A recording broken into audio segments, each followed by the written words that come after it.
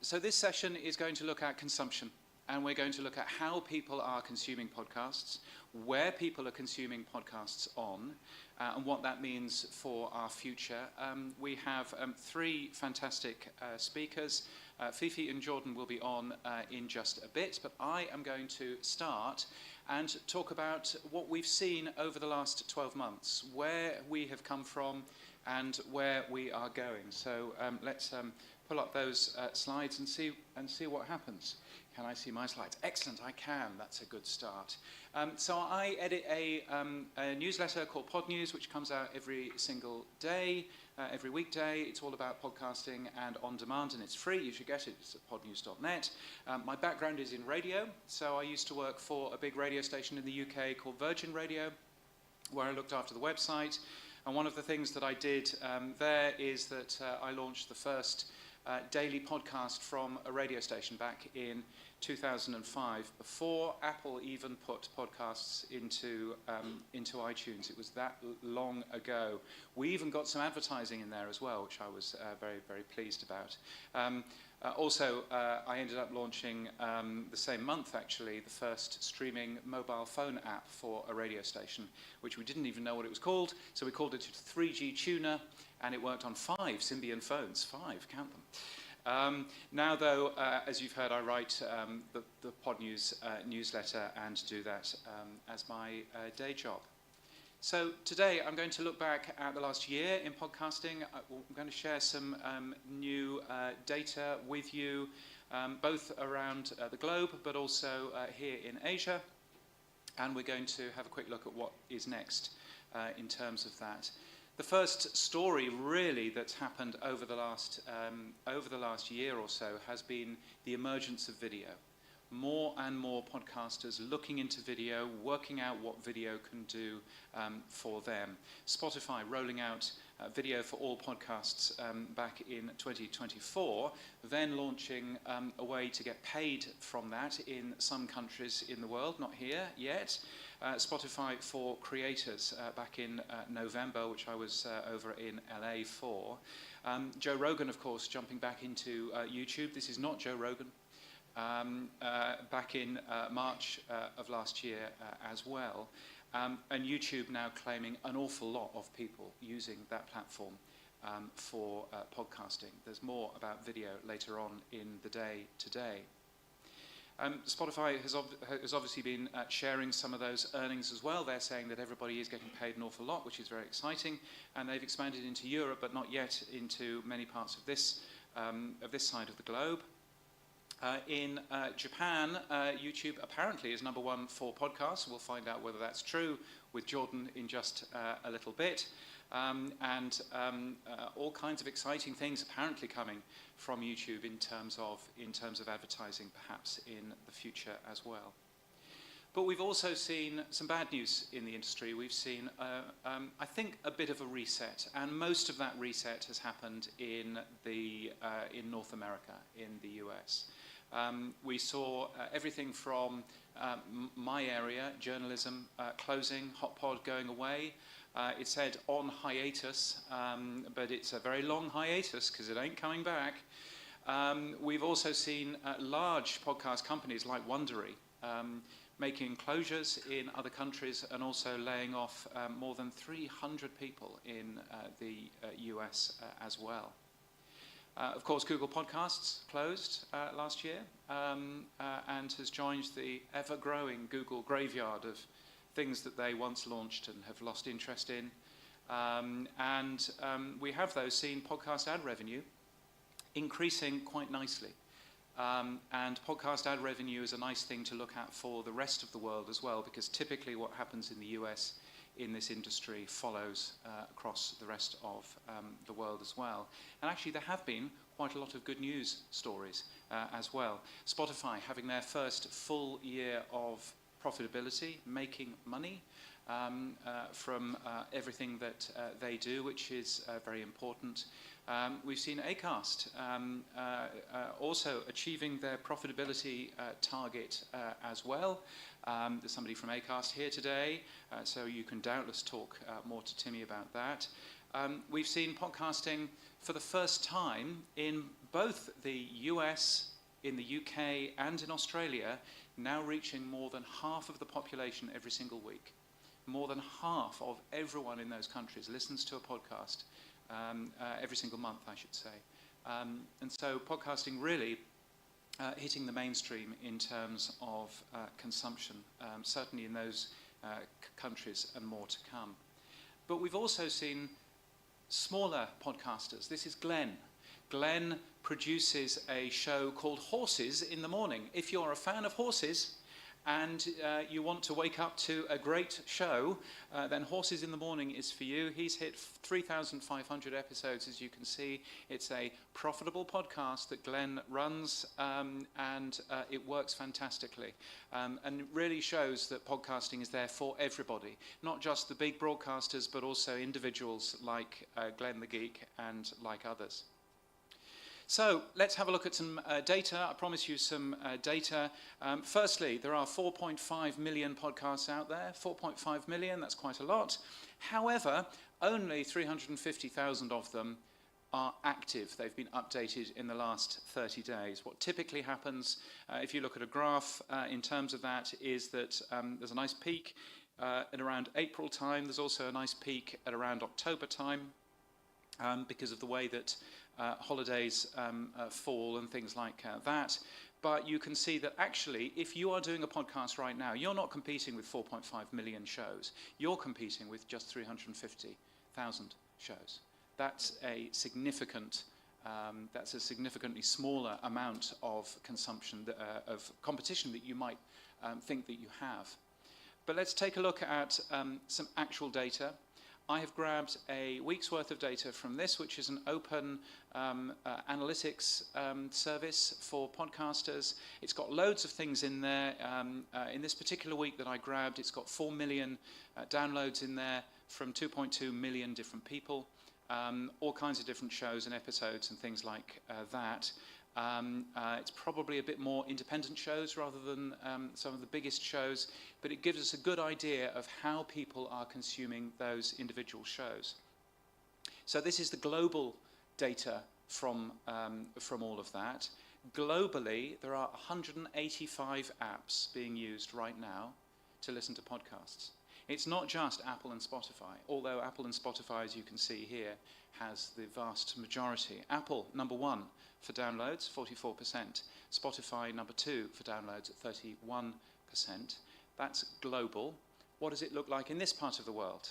Well, in Asia, we can see that actually, and this surprised me a little bit, Apple Podcasts is even bigger. 49.8% of all downloads occur through Apple Podcasts in this part of the world. And I think that's being driven especially by places like Australia, which is in this data, also places like Singapore and some of those areas where Apple is very, very well used. Spotify, as you can see, at number 2, and there's a whole bunch of other services in here as well. But what does it look like here in Indonesia? Well, Indonesia is a little bit different. It's one of only a few countries where the top 2 aren't Apple and Spotify. Here in Indonesia, there's another player, and it's Blue, and it's Amazon Music. It's the same, I understand, in India, and certainly from some of the data that I've seen, Amazon Music does very well in Japan as well. Jordan will tell me that I'm wrong in a minute. But I think that that's really interesting, and that does show if you're doing a podcast in this country, you want to make sure that you're in the Amazon Music app, as well as making sure that you're in Apple and in Spotify as well. But I should point out, only 47 apps are used here in Indonesia. That's far, far smaller than we saw earlier on from globally. So there's a much more of a concentration towards these top 3 apps in this part of the world. Interesting stuff. OP3 is free for everybody to have a play with if you like. Those didn't mention YouTube, and those didn't measure Spotify video. These figures do, but they're only from the US. But I think, again, it's just worth pointing out, if you look at downloads versus downloads and views, so actual consumption, then Apple Podcasts is still number one in the US. You'll hear a lot of talk about YouTube being massive. YouTube is used by probably more people in the US, but it's not the place where podcasts are consumed the most. The place where podcasts is consumed, are consumed the most in the US is still Apple Podcasts. There may be more people using YouTube, but they're using YouTube less to consume podcasts. So just bear in mind consumption versus total reach, because those are very different. But you can see here, Apple Podcasts number one, YouTube number two, and Spotify number three, according to PodTrack shows, which are some of the biggest shows in the US. And only half of those, by the way, are doing full video in YouTube anyway. So there's still quite a lot of change. You'll hear a lot about video, but it isn't necessarily the whole picture, if you'll pardon the pun. So finally, what comes next? Well, one thing to be cautious of and careful of is we are putting more ads in our podcast than we ever have. 20% increase year on year in terms of ads in podcasts, which is good because that means that we all earn more money, but it's also not good because it means that there's a ton more advertising, and we may be training our listeners to work out how the skip button works. So we need to measure, to monitor the yield, monitor how much we are actually selling those ads for, to make sure that we don't oversaturate podcasts with ads. That's the first thing I think we need to be a little bit careful of. Something else to keep an eye on is this. Large amounts of podcasts are now doing live shows and doing shows in front of very large stadiums. There was a big piece in the Pod News newsletter a couple of days ago talking about the O2 Arena, which had 15,000 people to watch two people talking about politics. It's a big thing. It's a big deal. And this may be another way of us earning money in the industry. And finally, will 2025 be Video's year? I have just come back from Podcast Movement in Dallas. One of the things that surprised me about podcasting over there was the fact that actually fewer people this year were talking about video than they were last year. So perhaps people are looking at video, perhaps they've tried it, perhaps they realize that actually the benefit of podcasting is something for your ears when your eyes are busy. That's the real benefit of podcasting, and if we lose that, I think, then we're onto a bit of a problem. Something for your ears when your eyes are busy. So thank you. Have a great podcast day, Asia. I hope that was useful to you. Let's have a look now at a few specific markets. We will start by going to Japan and find out more information. Here's Jordan. Thank you.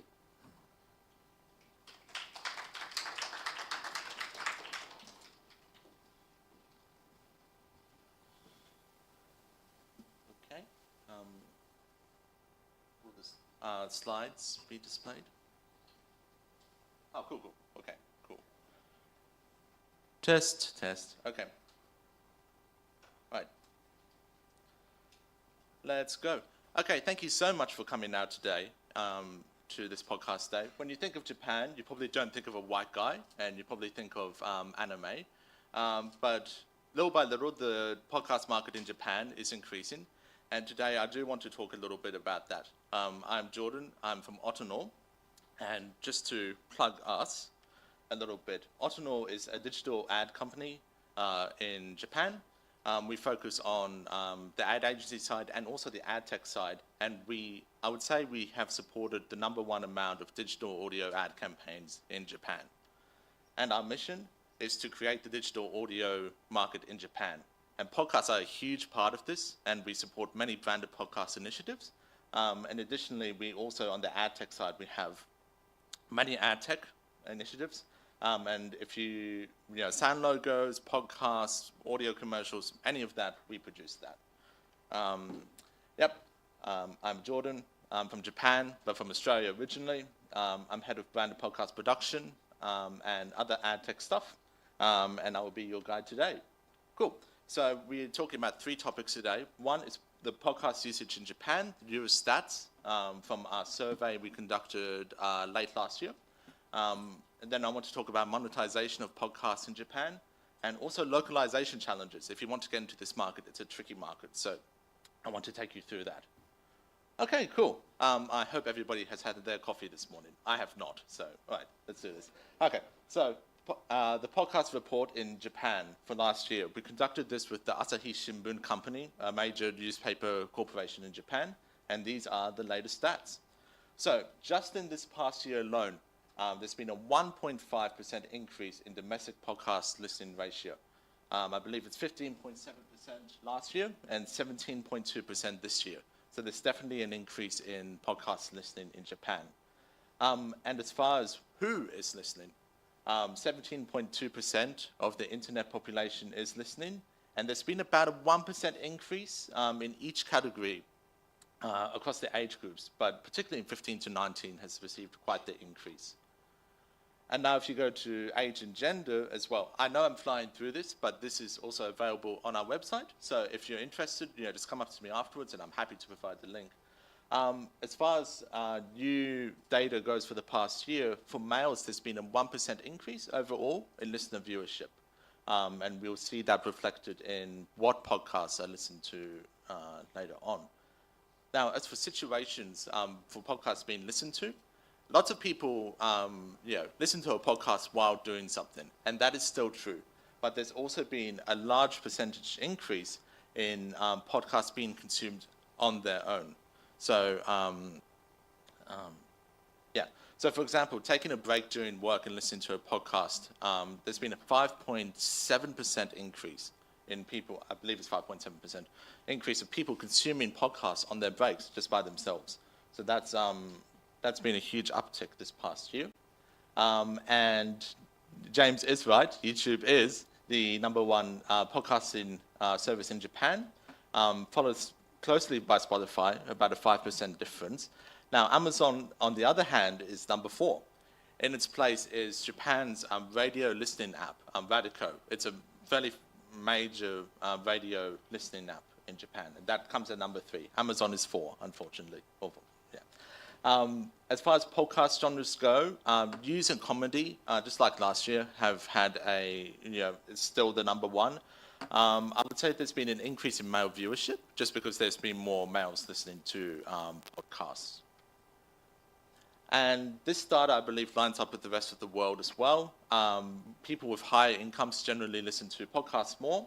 And in this past year, there's been a significant increase in those with 7 million yen or over in income listening to podcasts, 2.8%, I believe. To give context, 7 million yen is about $50,000 US. That's not rich, I know, but in Japan, trust me, it's on the rich side. And this is new data. Podcast listeners tend to go to elections. I think this also lines up with international standards. Okay, so all that new data stuff out of the way, let's talk about how to monetize podcasts, because if you can't monetize them, then we can't keep doing podcasts. So last year, we did talk about ads and listener billing.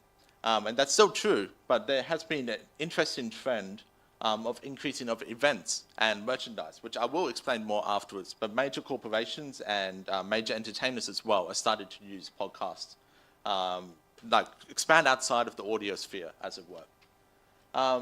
So there's two main ways. There's listener billing and advertising. I'll get into that. So dynamic ad insertion. We love ads. So there's been an increase in the past year of radio stations coming up with their own services. So I did explain Radico, but you have Audi, you have Clover, you have ANN, Jam. All these services are linked to radio stations launching their own podcast-related apps. And as far as the inventory available for podcasts, that's also increased significantly in the past year. We're now 200 million impressions for our podcast ad network, and that's probably the strongest one in Japan. I'll explain a little bit more afterwards what is new in this category. I have a lot of slides, so I'm just mindful of that. Okay, host read ads. All right, so in the past year, television stations, radio stations, talent agencies have started to get into podcasts more. And we've also seen an increase in podcasts being used to recruit in the recruitment field. So that's an interesting trend. And this is not revolutionary in other social media marketing, but introducing the product on a video and then doing a gift campaign on social media. This is kind of new in the Japanese podcast sphere, and we've had that trend popping up this past year. So listener billing, I think this is Japanese English, so bear with me. So basically charging listeners. So one way to do this is obviously communities. Now, Patreon isn't really used in Japan much, so these creators have to create their own communities. So I do want to touch on that a little bit. The most popular one, and we did mention this last year, is still Cotton Radio. It's a fairly famous history podcast. And this is last year's stats. I do apologize, there's no new data. But they do earn over 100,000 a month from their community, which is pretty significant in Japan. One way, apologies. And these two other podcasts, which are quite famous as well, have created their own communities, and they are tapping into what their fans want. So invitation to events, exclusive member videos, etc., etc. And there's been an increase in podcast events as well. These are not only sponsored by major corporations, but also entertainers and individuals who want to meet their favorite podcasters. There's been quite an increase in award events as well over the past year. And podcast-related books, this is a new one. So this would be podcasters taking their material and putting it into book form to make it slightly easier for mass consumption. Okay, corporate podcasts. This is Japanese English, branded podcasts. This is technically not a monetization option, but we need to make money, so branded podcasts.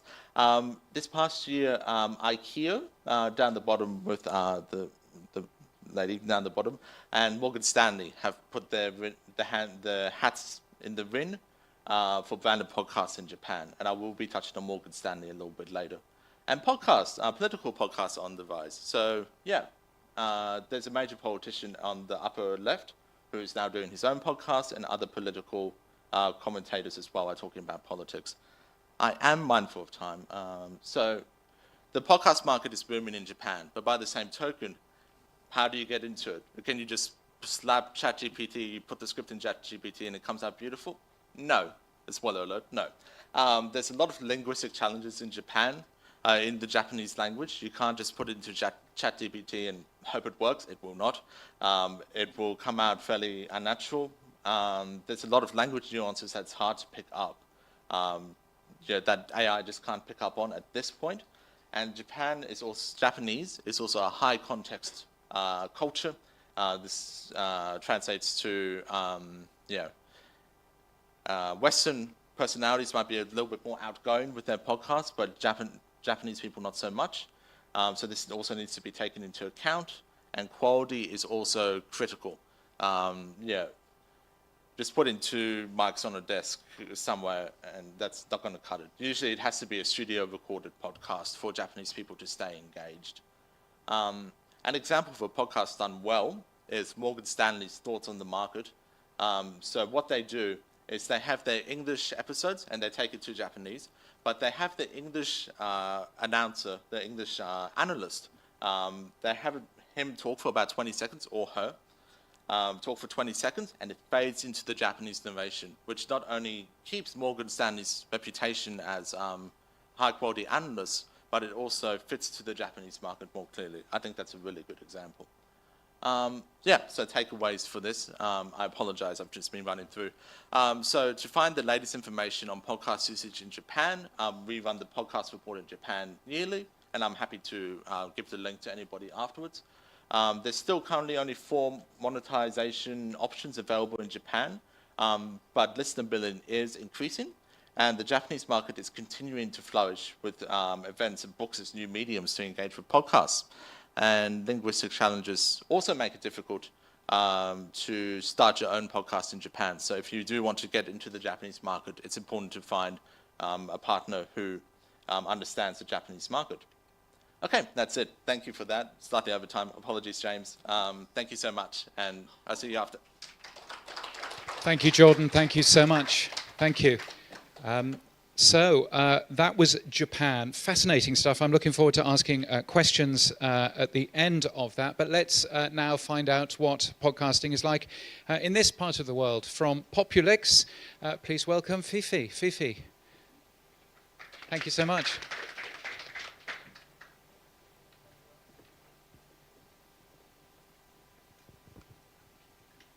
Hello, good morning, everyone. It's a pleasure to be here on Radio Asia. I'm a little bit nervous because basically I'm on my main previous job. I'm a radio announcer, but still in this forum I feel a little bit nervous, so be patient with me. Now I'm working for Populix, a research and a consumer insight company. We do research on market and then policy, also the social issue. Our mission is to try to give people voice through data. So we do a lot of research on what happened recently in Indonesia. Okay, now I want to explain some of our finding, our survey. Maybe we can, okay, slide.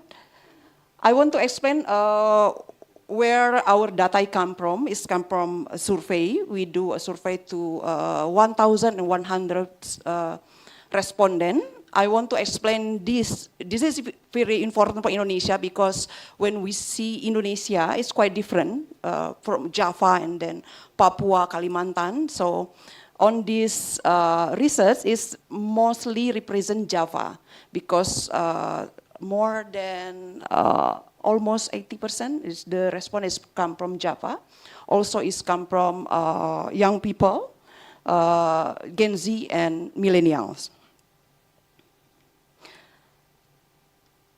Okay, I will start with the big picture. Only 21% in Indonesia, when we ask to the respondent that access podcasts in the last 3 months. Compared to YouTube and Instagram, podcasts are still niche in our findings. But compared to radio, which is only 9%, is there radio people here? Podcasting already has a stronger digital presence in Indonesia. We have some popular podcaster here. This is how so how podcasting is carving out a unique role in radio also. We can see the progress of podcast in Indonesia is quite interesting.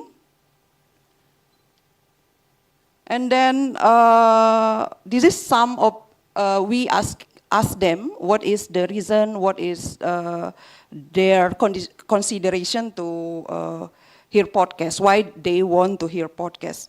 And the top reason are they want to learn something new and then finding inspiration and staying updated. This data is a little bit different than what we find in 2023. In 2023, people listening podcasts mostly because of they need entertainment. But now in 2025, a little bit different, right? Our data saw that, and then also they love to, but entertainment is still important thing or important reason for them. They want to filling their free time with something, but podcast is more now is value with meaningful and useful content is more gather audience. And then about the format, video remain the preferred format for podcasts with more help of choosing a video over audio. YouTube is the domination of the main platform to watch video podcasts. And then also Indonesia have a lot of TikTok and Instagram user. They use that too to show the clip of the podcast, and then most viewer tune from home, and then they also listen podcasts or watching podcasts during work hours or while they are commuting. Some of them also listen to some of the podcasts from while they are mobile, like in the car. And then we also ask where exactly their location, when they're listening to audio podcasts. This is especially we separate the video podcast and audio podcast.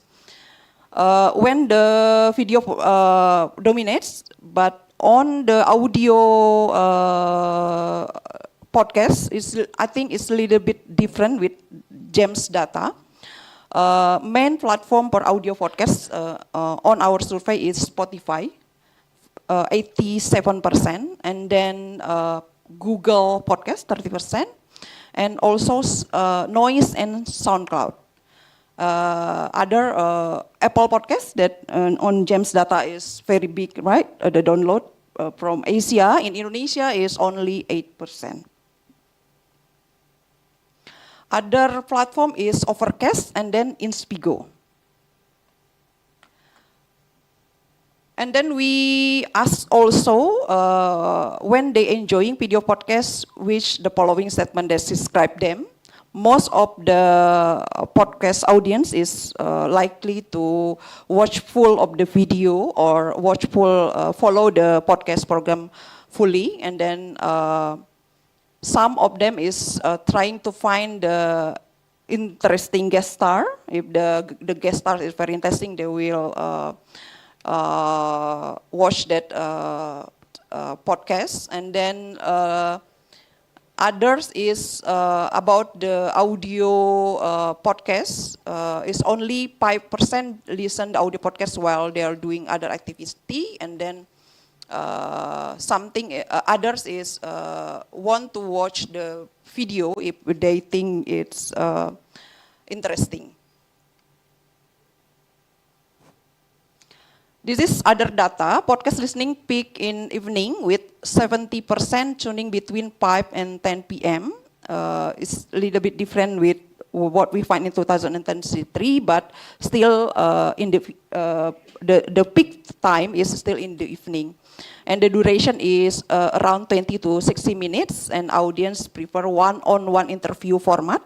And then educational, motivational, and comedy podcasts is the top genres that podcasts they like. This is we checking also who is the famous podcaster in Indonesia. The number one is 39% people mention Deddy Corbuzier. He is very famous. He is from the previously he is a celebrity and then magician too. But now he is one of our top podcaster. Even though many controversial about Deddy Corbuzier because he is very close with the government, something like that. And then also Denny Sumargo is on the top 2 our Indonesian podcaster. And then Raditya Dika. Raditya Dika is a stand-up comedian. He is also have a podcast and then very popular one. And then Pras Teguh. I think Pras Teguh is under the Deddy Corbuzier management, right? And then Vincent Desta also in our top 5 podcaster. So this is some of our findings. So I think we can talk it later. If you want to the complete research, you can scan on the barcode because this our very fresh research that come from us, and we launched the research today. So it's very special moment for us to launch this on Radio Days Asia. And then to summarize this, what our finding is said that podcasts are still niche in Indonesia, but audio podcast is represent a clear opportunity for radio, especially to expand their content to digital. Podcasts are companies for people in Indonesia at home, in cars, and on the go, and the listener expect content that inspire and then inform, also fit into their daily routines. I think that's all. Thank you so much. I'm waiting for our discussion. Thank you, James. Back to you, James. Wow, that was super, super interesting. Thank you. Grab a seat. There's a microphone on the seat as well, somewhere. There it is. So thank you so much. We've got 10 minutes for some questions and things. If you do have a question, please stick your hand up, and we will come around and find you. Jordan, I'm very aware that Japan is not an audio country. So, Yep. you know, there's lots of audio countries out there. Japan and probably South Korea are ones that aren't necessarily very audio. Yep. Do you know why people are listening to podcasts? What are people hoping to get out of podcasts? Sure. So I would say there's two things to that. One is that the mass media consumption from newspaper and YouTube, there's something in podcasts that it's not necessarily you can get from mass consumption. There's a lot of educational content that is podcasts in Japan. For example, news and especially language learning is a big one for like learning the English language, for example. And a lot of people either like engage with podcasts to learn something new, or to also, because Japan is not a digital audio country, but radio was a huge part of it back in the day. So people find comfort in audio, I think, as through like radio from back in the day. So I think there's also that element that people are looking for in podcasts in Japan. I was on a Japanese radio station earlier on in the year on the 100th birthday of Japanese radio, which is very wow. exciting. So very much enjoyed doing that. Fifi, you were talking about why people want to consume podcasts, and I think learning was quite high in there. Do you know what sort of content people are looking for there? Why would somebody want to listen to a podcast? Yeah. I think it's very interesting to see the different what we find in 2023 and 2025. That now people start to thinking that podcast is a tool to learning something new, like a tip or hearing stories that can inspire them, something like that. And at the first, when the podcasts are coming up popular, is mostly is about educational. I don't know if Indonesian remember Wilma Witular, right? I watched Wilma Witular in 1998 something. He is one of our biggest podcaster, I think. He do a lot of talk show, and then from that, then it's changed more than podcast is more dominant in entertainment industry. So our latest podcaster, and then we can see the popular one is come from the entertainment industry, like celebrity who doing a podcast, something like that. Yeah. But recently, some of the like politician and then other analysts is try to set up a podcast also when they see the audience is growing up. Then they think that maybe it's very interesting for them to reach more audience through podcasts. I love the fact that Dedi that you showed, Yes. Who appears to be the Indonesian Joe Rogan, looks just like Joe Rogan, doesn't he? He's just sort of big man, bald. Kind of healthy influencer, right? He do a lot of bodybuilder stuff. Previously, he is a magician, actually. Okay. I think he's changed a lot of job. Yeah. So he's not quite the Joe Rogan. Yeah, no. Jordan, one of the interesting things around the data that you showed was how big the Radico platform is, which isn't necessarily a platform that we're all familiar with. What type of shows are on there? Is it every podcast out there, or is it only the podcast from that particular radio group? Sure. So I understand the non-Japanese listeners would have no idea what Radico is. So just to give a slight background, it's basically a conglomerate, that's the word, of the major and all the radio stations in Japan basically are on this app. Because the radio industry is quite is regulated in Japan, so it's difficult to have radio streaming up until Radico came about. So Radico is basically any radio station in Japan you can access through the app, and there is radio only shows. I think that will come at some point, but it's mostly just radio at the moment, streaming radio. Yeah. Yeah, so there are podcasts on there, but they're the podcasts from those radio That's stations. correct. Yeah.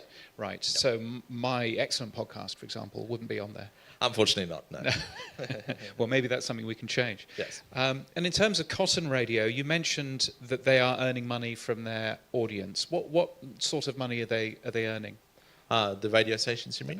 So the Cotton Radio, the Sure. history show that you were talking about. Understood. So Cotton Radio have their own online community, and they're fairly well. They're probably the number one podcast, I would say, in Japan. And in their community, they give their audience, I believe they give them access to like the recordings, like when live recordings. I think. Yeah. Don't quote me on that. And events for their listeners as well. And there's also, it's hard to describe, but like. Saying, I support Cotton Radio, for example. There's a pride that their listeners have for being part of that community as well. So that's. And you mentioned something like 100,000 yen, which doesn't seem very much. How have I got that wrong when I wrote that down? Extremely wrong, but that's okay. 110,000 USD. Oh, 110,000 US dollars. Oh, wow. Okay. Which is $110,000 a month. Yes. That's a significant amount of money, isn't it? Yeah. Especially in Japan, yes. Yeah. No, that's a lot of money coming in. Yes. Is there in Indonesia? Are there people who are looking to earn money from their audience and asking their audience to take part in a membership or any of those sorts of things in terms of podcasting here in the same way that that this podcast in Japan is taking money? I'm not recall any of podcasts that doing that kind of collecting money, right? Most of Indonesian people is also we can find on our survey that they love the free content podcasts, but some of people say I can pay some to subscribe, but mostly of them love a pre-podcast. Yeah, it's really interesting seeing the different ways of earning money, and you were talking about live events as well as being a big way of Japanese shows earning money as well, which of course we're seeing in other parts of the world as well, particularly the UK and the US, of course, as well. And I find it interesting.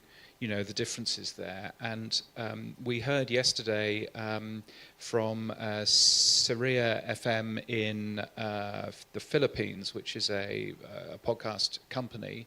They have ended up working on their own platform within Spotify to enable them to take money that isn't necessarily from credit cards, but is actually from something that people might actually have access to, like the Gcash app there, which I found really interesting as well.